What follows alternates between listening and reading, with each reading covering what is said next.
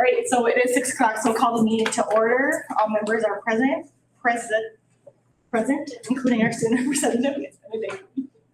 So we will start with the communication items. All right, so let's start off with Mrs. Akerson and hear what's been happening at the elementary school. So was I supposed to mix up the order? We were joking that maybe Jessie should go first. Oh, well, you should have given me that. If I would have had about 5 seconds, could have finished it. So, yeah, we'll mix it up. Yeah. Maybe it'll be a roll of the dice, so y'all just have to be ready. All right, so I'm sorry. So Cassie, let's hear what's going on at the elementary. Awesome. Good evening. January flew by as we already are in mid-February, but I wanted to call out some key highlights that took place in January. We participated in Books Are Fun Book Blast, new to us this year, and we had such an incredible turnout and participation rate. And really this is about getting books into our students' home libraries. And so there were no like fundraising or extra strings attached. 100% of the money that came through Book Blast went right back to our students and to books for them. Really exciting that we will have a delivery day where pallets will show up at our school and each kid will have a package with their name on it to open their very own books, ranging from 2 books all the way up to 10. And there's different cohorts of books depending on the age level. I learned about Book Blast through the Minnesota Elementary School Principal Association. They really spoke highly of this. And when this came across my desk, I thought, what a neat opportunity for us to tap in during I Love to Read Month. And so we partnered it with that, which I Love to Read Month is right now here in February. Also in January, we had Youth Frontier Kindness Retreat for our 5th graders. This is our 3rd year inviting Youth Frontier out, which is funded by our fundraising efforts. And if you get the chance to zoom in on these photos, you can hear the joy and the laughter and just how that room was filled with our 5th graders. And I just also want to give a shout out to, we had several secondary students come and join and lead in a way to facilitate some small group activities to really pull together the 5th grade students in that day. And it was high energy. It was, we had moments of that were sincere and genuine as well. So overall, just another great day where we focus on kindness and we really talked about what kind of school do we want at Paynesville Area Elementary. And it was neat to hear our students articulate the kind of school that they envision for themselves. Youth Frontiers has kind of the image of a boomerang. So what we put out is what comes back to us. And so that went along with kindness.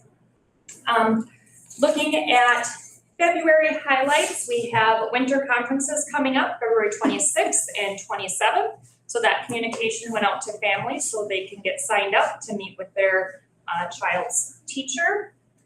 I Love to Read Month. We have a lot of different activities happening. Last week we had our opening book ceremony. We have like a Winter Olympic theme this year, and all the classrooms made book flags to represent their favorite book. We're doing the Stop, Drop, and Read. And then new is Pass the Torch, which is a book basket filled with various books, and there's a neat, I'm not sure who created it, but a very neat torch that's passed along as we pass that classroom to classroom. We also had our 1st grade music program, and that is such a big deal for our 1st graders. That is their first debut on the big auditorium stage. And so that was held last week for our families. I've got off to the side, we've got the kindergarten registration and open house. Registration is open. That launched February 1st, and that is all online this year. So we shifted, our regular enrollment online, and now we are including our kindergarten as well. Thursday night, we have our open house at the elementary school starting at 6 o'clock. So we're looking forward to seeing the class of 2039. I recently, last week, participated and attended the Minnesota Elementary School Principals Association Institute Conference, and such a great opportunity for me to connect with other colleagues and expert presenters. We had a lot of breakout sessions and keynote speakers, so that was just great for me to participate in. In addition, they hold the MESPs, which is their award banquet, where I accepted the School of Excellence Award on behalf of our elementary school. So that was great and a special experience. Our committee is planning our celebration for April, so watch for details as you'll be invited to come to that. Talked about kindergarten registration, upcoming dates. We have Bobcats going out to our students this Friday to have over the long weekend. No school on Monday with President's Day, and then we do have a scheduled 2-hour late start on that Tuesday, where our staff will spend time in our PLCs learning about student achievement and growth, and then some professional development opportunities. Any questions for Mrs. Akerson about the elementary? All right, Cassie, thank you very much. Thank you. All right, Mr. Rasmussen, let's hear what's happening at the secondary level. Good evening, everybody. Just a little wrap up from January. At the end of January, we had our midwinter activity day. And so our students got to choose between 3 activities. They got to either go bowling, downhill skiing, or skating. And so all the middle schoolers loaded up on buses that day and went to different activities and just had a great community building day here. And it was awesome. I learned that we have a couple really exceptional bowlers.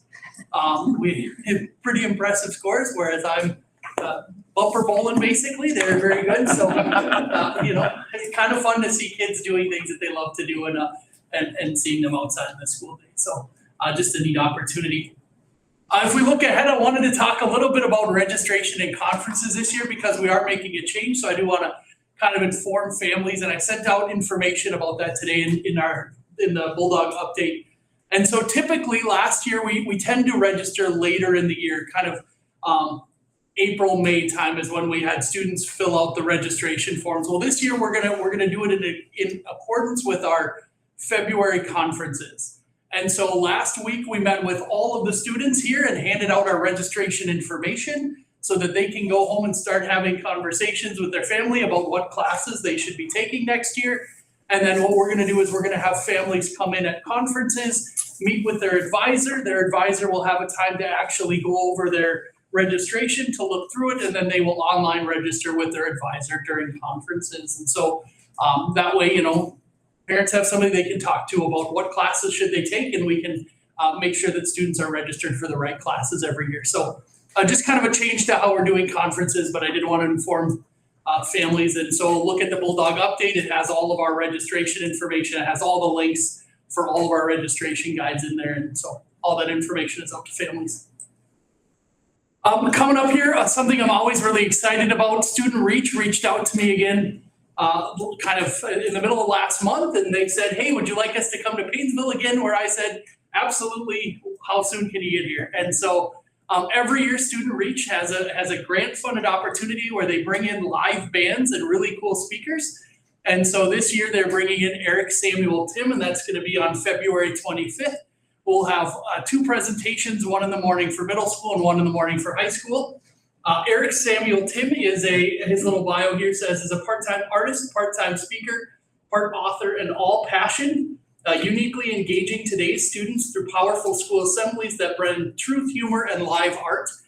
He does live paintings through his assemblies. His titles are that he's going to be speaking on is the power of the mind and the power of words. So I'm really excited that Student Reach kind of brings these really cool opportunities here to Paynesville, and I'm excited to see that and get to have our students be part of that. A couple of little thank yous here at the end. We had school counseling week, February 2nd through the 6th, and I just want to say a big thank you to our school counselor here, Jackie Campbell, for all the care and commitment that she shows Paynesville students every day, and the countless meetings she has with students to help guide them in their lives. I also want to take a moment to thank our bus drivers. We have School Bus Driver Appreciation Day is February 22nd.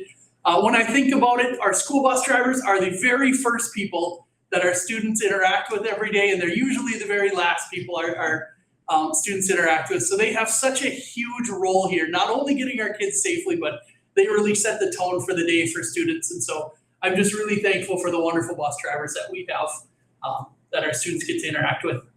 Upcoming dates, we have winter camp. Our students leave on the buses tomorrow at 8:30. I got a chance to talk to them today as they were leaving the school, and they are so excited.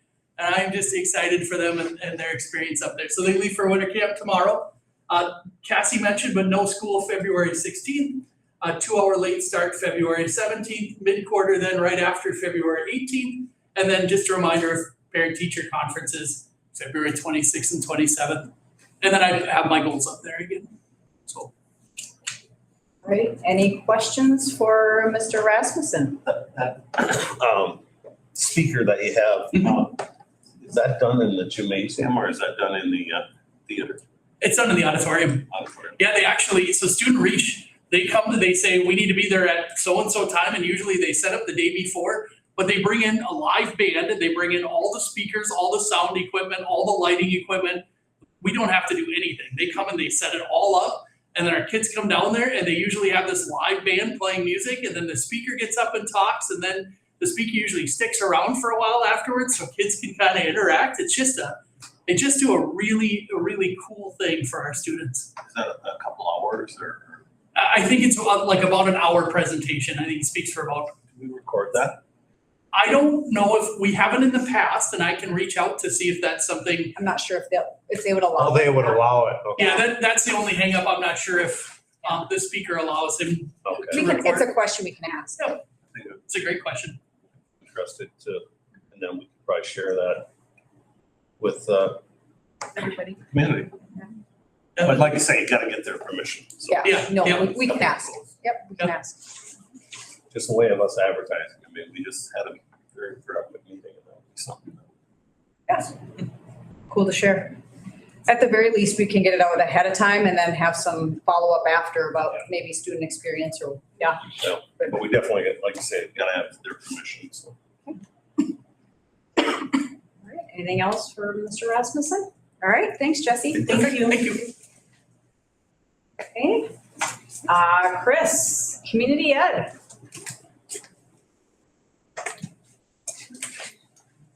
What do we have going in the world of community education? Yes. Well, January's done. We're busy planning for summer. So we have up for preschool is we're getting ready. We'll have a preschool information night, and then on the 16th, we'll open it up for registrations. We will do an early bird registrations for our current families so we can help them get registered. Early childhood playground, we're going to be setting up a dedication event for May 13th at the elementary school, and I'm gonna also put it in conjunction with our big truck night. So we're in the process of finishing up the last few things. We have a couple memorial benches to get, and then we want our know to be on the fence for that event. And so working on what's gonna be there and have food, but it should be a large event. And then we'll be inviting all of our donors, sponsors, supporters, board members, so everyone will be welcome to attend. So we'll cross our fingers for a good sunny night. So, yes. I just got all the summer concerts booked. I got the bands and the sponsors have all committed for the most part. We're doing all the Thursdays in July, and we'll end with a family fun night. Don't have a title yet, so that's what it is right now. Family fun night for the August 6th. That will be our last to end the series. The Community Foundation is sponsoring that night, so they have contracted two bands. The Teddy Bear Band will perform first, and then a second band, the Resistors. So that'll be a whole evening of family fun. And that'll end the concert series for 2006. So we're working together to just put that whole event together and get ready to start promoting it. So our sponsors this year are the Chamber of Commerce, Magnified Financial, Perennial Bank, Great Rivers Regional Library here in Paynesville, the American Legion for Paynesville, and then the Paynesville Community Foundation. So we couldn't do these concerts without them. So I'm grateful that we have people that want to keep the music playing. So that's great. And then we're just continuing to get ready for our spring summer catalog, which will come out for sure by the beginning of April, but I'm shooting for mid-March. Let's see. Pause registration also for summer opens March 1st. And I think I just said before, we're at the Great Outdoors. We have a lot of cool speakers coming in and field trips that we're putting together. So we'll be finalizing that really soon. Things that are coming up the pack, we have, actually I think Sweet Fest ended up moving, but I think it is at the pack. So on the 20th is Sweet Fest, we have a volleyball tournament coming up, another wrestling tournament on the 22nd. And then March 26th, we got a unique opportunity. Paul Bugbee had been talking to the St. John's men's chorus, and asked them if they'd be willing to come here and do a concert. And they said yes. And he came and talked to me about the date and how would we make this happen. So we're gonna partner with the St. John's men's chorus and offer a free concert on the 26th. So we'll be getting some advertisements and things out for that. But that was just an opportunity that kind of literally walked in the door. So that was exciting. I walked in the door and said, can we do it? And then it worked out. And then the 28th, the Arts Council has their talent show. So the first half of it will be some local talent. The second half, they actually have a band. So it's a little different than it has been in the past. So they'll have a full array of items going on. So if you like to, on the 26th through the 28th, it'll be full of music and art. So make sure you come out. And along with the talent show, I believe that they also do, our students have their art out in the lobby of the PAC. I believe that. So it's also an art crawl and a talent show. And then finally, our child care initiative program. We have finished up the goals, so those are linked in. We will be working on those goals now over the next 12 to 18 months. I connected them so you could review them. But we just are in the beginning part of our goals and setting our little short-term goals that go underneath those. But yeah, you can take a look at those. And if you have any questions regarding the childcare, you can ask myself or Janelle, else on the council. Okay. Any questions for Chris? Lydia? All right, thanks, Chris. Thank you. All right. Ken, buildings and grounds. What do you got for us? Yeah, pretty stagnant. So, most of you probably know we had a little issue at the elementary school. And, I missed Cassie's thing. It was coming in hot. So my brother has a gift of gab. It's not me. It's definitely him. But anyway, I throw wrenches at Cassie and they just bounce off and she goes on with her day with a smile and helps out and stuff. But we had a steam leak line break at the elementary in between the two bathrooms in the 4th and 5th corridor. Steam was pumping up through the wall. With the cold temps, it was still cold out the ceiling and it basically started raining. Probably been leaking a while. We don't know for sure when it started because there was a lot of mold on top of the ceiling above the ceiling. So that corridor was shut down for a little over a week. I thought it went really well. Clean up the water pipe that takes the water back to the boiler after we started fixing. So the boss was out yesterday to fix the lines going underneath the cement through the steam line. And then when he got in there, I can't fit in there. Don't know why. You know, he's in there with a flashlight and he's like, what's this other water line for? And I'm like, well, that takes the water back to the boiler.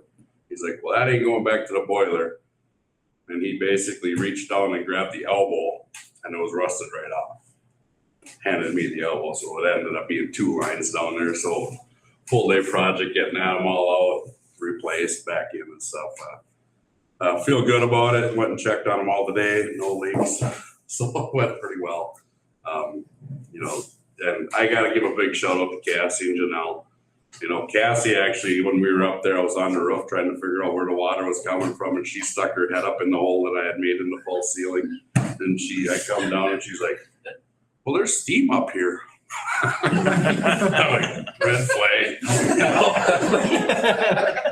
And Janelle helping out, you know, that night already we had a pretty good game plan what was going on, and that was late Thursday, you know, called over. So I thought it went together really well. So water pipes were fixed yesterday. Actually, the false ceiling got put in this morning. So the hallway doesn't even look like it's been back to normal. So One thing I do want to add is that Service Masters did a great job mitigating the mold. You know, I know that's always a big concern whenever I hear mold in a building. and it came back, yeah. And so really they test well. they test our air quality, and they did a really nice job sealing it off. And it was, I know the elementary staff, it was not ideal, but gosh, they were really responsive and really made sure that we could just get things fixed and corrected in the right way. So that And was. were those pipes the old black pipe or are they? Yeah, and they're new black pipe. Black iron pipe. Yeah. So, yep. So, and then over here, I think I've shown a couple of you guys that I've ran into. I have another coil leak, and the coil is shot. And it's been fixed. The whole half of the coil was cut out already with things, and when it was leaking, we cut more out, you know, and we finally pulled that panel off because I was losing condensate. And I'm like, where's it going? And phoned the air handler that had water around it. So I'm like, well, here it's going. Finally looked in there, it's bad. I actually didn't think it was terrible. I got the quote and told them to go ahead and get the coil built. It actually came in just under $3,000. That's just for the coil. Now we do have to install that. But, so I think that's all I have. Questions for Ken? All right, thank you. Thank you. Thank you. Moving forward, we'll do the strategic planning update. So I just really wanted to update the community on where we're at in the strategic planning process. The board actually met just before this with the facilitator, and he shared that there have been 19 different sessions facilitated with 60 different students. I think you were within that group, so thank you. So we had students, we've had community members, we've had staff, the board. So I'm really looking forward to the next steps of that. Early March, first couple weeks of March, we'll get them back together and start pulling the themes and the data and see where that goes next. But I just really wanted to take a second to say thank you to our community members who have come in and shared really in the same process that you as board members participated in just earlier today. So it's important work, and I think it's good feedback for us to have as a district, and we're going to move in a solid direction. So just wanted to update real quickly on where that's at. All right, moving on to beginning budget consideration. So this is really just a high level kind of summary for you as board members about what's been happening since the resolution to really direct administration to look at programming, staffing, to develop budget considerations for the upcoming year. So a couple of things just to walk through in here. I'm going to make this a little bit bigger. So first and foremost, we really start taking a look at student enrollment. I know Cassie just talked about the kindergarten registration. And that really is our first point of knowing how many students actually do plan to attend in the fall of next year. And then how many compared to how many graduated, so that we know what our cumulative in and out is, okay? So that's taking place. We also really take a look at our student data with the special education needs from West Central Ed. They really help us analyze our student flow of who's in each building, elementary to secondary. Again, we kind of look comprehensively at student enrollment to make sure that we're making database decisions. In regards to funding, we have heard that the formula increase for next year is going to be 2.7% increase over 25-26. So you see that the state aid per pupil is going to be $7,480. But I think it's really important to remind people that that does not mean that our budget revenue was going to increase by 2.7% across the board. Because when you look at, according to our most recent levy report, 65.6% of our revenue comes from the state, but only of that, 69.8% is the per pupil formula. The other 30.2% are things that are just fixed from the state, like compensatory revenue, special education aid. So those don't have a set increase every year as the formula does. And I think that that's important because sometimes I think community members might hear that, oh, there's a 2.7% increase across the board. It's just not quite that simple. And so I wanted to make sure that we could kind of show a visual of like our state aid, that per pupil formula, that blue portion, it's 69%, but there's another 30% that doesn't have an automatic increase, okay? And then the other piece that I think is really important to remember is that when you account for all of our dollars, we also get federal and local dollars, so our levy money and our federal money that comes through title and special education. Those do not receive an automatic 2.7% increase either.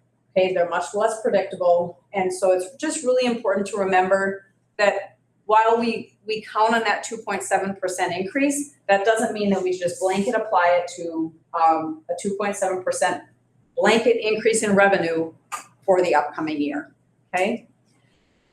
This is also the time of year where we take a look at our obligations with licensure. We are obligated to review out-of-field permissions. So an out-of-field permission means that a teacher has a teaching license, but we have applied through the department, through Pellsby, to have them teach in a different area. And we do that when we aren't able to fill positions. Okay, is historically how that works. But Pellsby and the Department of Ed tells us that we have to look at that annually, and they've become much more consistent about the process that we use to ensure that we're having licensed staff in the classrooms. We also have a couple of staff members who are on Tier 2 licenses. So if you remember last month, we reviewed the seniority list, and we have had some Tier 2 discussions. Again, we are obligated to just look at that annually, and so those are some of the things that are happening right now as we look at licensure.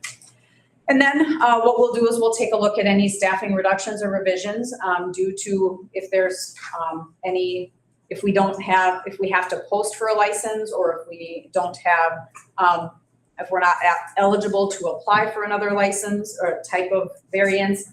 Those are all the things that are happening at this time of year, okay? We also are taking a look at services and efficiencies. One of the things I think that's really important, and we've really tried to do administratively, is kind of keep track of, over the course of the last year, where have we had stress points, and are there things that we can really look at to evaluate efficiencies and take a look at process. So we're doing that at this time of year. So whether we've gone through audits or we're just reviewing different programs, we might come across inefficiencies. And if we have those inefficiencies, those will be recommendations that will come to the board as we consider our budget for 26-27. We also have to take a look at, as positions continue to remain open, are there ways that we can realign or restructure to ensure the needs of the district are met, okay? One of the areas that we've consistently not been able to fill is we had a math ADSYS position.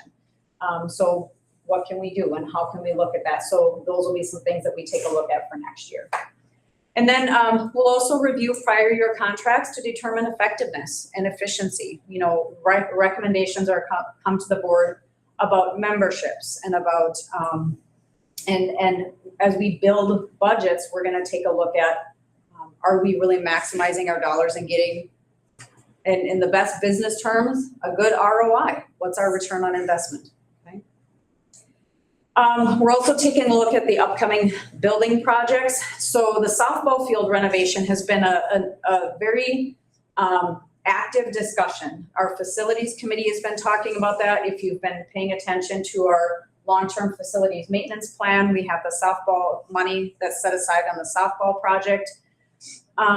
What we are looking at is we've been in contact with the Minnesota Department of Education to ensure that we can really access the funding that's been set aside.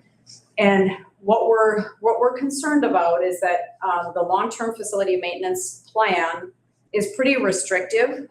So our softball project, we're gonna have to get creative on how we can do some fundraising and how because that's we're hearing that's a priority and continuing to move that project forward. But we are gonna really take a look at, are there things that could be covered under our long-term facility maintenance plan that maybe we have been covering out of the general fund in years past. And so that we can really maximize the opportunity to get that softball complex moving, okay? We also are gonna take a look at the fee schedule analysis. And this was whether it's the activity fees that we have for our activities and our athletics. Are we comparable to our surrounding communities? Are we increasing commensurately? And we haven't looked at those for a while. So that's an area that we have to take a look at as well. It also is important to take a look at our substitute rates for food service, paraprofessionals, custodial. A couple of years ago, we made some strategic recommendations to increase sub costs for our certified staff, or a sub compensation for certified staff. So again, all of those things are areas that we are taking a look at right now that I anticipate coming in for discussion as budget recommendations for the 26-27 school year. I'll stand for any questions that you have about just the budget considerations. Not a question. As you know, I always have some type of comment, but I really like that you're taking a look at the efficiencies and exercising kind of that lean management for those that are familiar with corporations and the way that they look at streamlining things, or it doesn't necessarily mean that anything's going to change. Just go take a look at a process, or look at something and just see is it as efficient as it should be, or is there savings there? So I thank you, Janelle, for taking that on. Take a look at that. Moving on to request for information and roundtable. Step development meeting tomorrow. So we'll have that, and then process meeting on the 18th. So it's somewhat meeting, at least for the. Yeah, I'll see you on the 18th. So I have one. Well, I am extremely interested in that CDL thing that you've been talking about. Mm-hmm. Is there any chance I could come to a roundtable that we can hear about it? I can gather information about it. I don't know a lot about Or it. maybe we just get it out to say, really like to see how you do that. I mean, you're talking about potentially 17-year-old kids driving a semi. I'm not sure how you're gonna make that work, but that is a big gap in society right now. And there's this big deal on who should be driving those trucks. Right. But the issue is 18 or 20, or was it 180,000 drivers maybe? I think there's 1 million drivers. Yeah, there's gonna be a And I'm deficit. kind of in a little bit of potential array, which means that could be a huge opportunity for kids I just, that's, all that I heard so far, that is very interesting. So Bruce, just so you know, most big companies won't even hire an 18-year-old. I don't know how they're gonna get training, Yes. but for insurance reasons, they can't. Yeah, and that's what I have with a lot of our companies. They gotta be 22 years old and have it for a few times. But I've been reading some ads lately where they're starting to talk about getting these people at 18 years old because the drivers aren't there. And are they better off to take those drivers than somebody that may not be as safe? I mean, it's a political event out there, but that I think that it could be a huge opportunity for students. That's a very Yeah. interesting topic to me. Yeah, and I know Greg well, I can ask him. Yeah. You know, Greg Johnson is the superintendent in Little Falls. Yep. And actually I visited him to see their childcare not too long ago, so I can reach out to Greg and get some information, but yeah, happy to do that. There are lots of places kids can drive semis in ag at 18 years old. So there is a good areas that they can learn. They gotta get the basics somewhere, so somebody could be interested, not have any idea how to do it. But anyway, it came up and I thought I'm gonna remember to bring that up here. And then I will say again, I enjoy it when the kids are here, tell us about what they're doing, what's going on in innovation centers and all that. If we could have little presentations here and there. Just say, I actually talked to Ms. Rasmussen about that. I was gonna try and get something going. My life has just been extremely busy right now, and I was gonna try and get it ready for the next meeting. I just didn't get that far this week. Okay. Connected with Mr. Rasmussen? Okay. All right, Did we ever get it set up so that our welders can come out certified?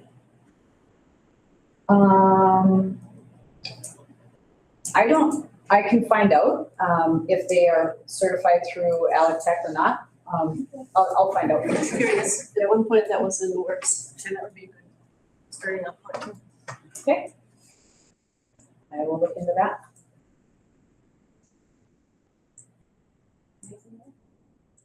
Let's linger no longer. Okay, we are adjourned.